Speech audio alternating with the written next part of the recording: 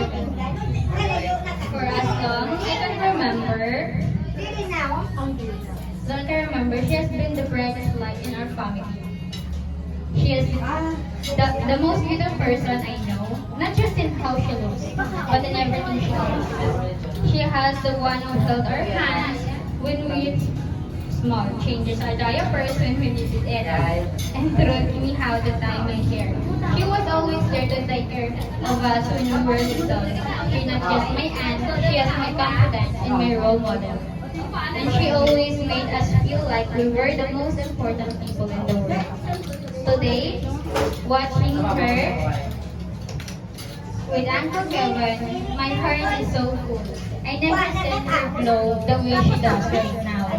And that's because she found someone who sees her the way we all do, as a kind, loving, and extraordinary woman who deserves every bite of happiness in this world. Uncle Kevin, thank you for loving her the way she loved everyone around her. Thank you for making her smile the way we all been waiting.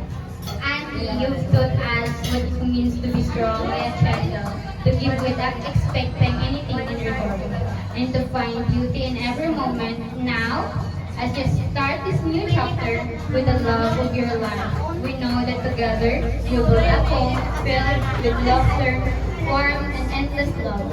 And Auntie, Tito, are you up and have a baby? Good, with my auntie and my wonderful husband, Uncle Kevin, may your days be as bright as your smile today.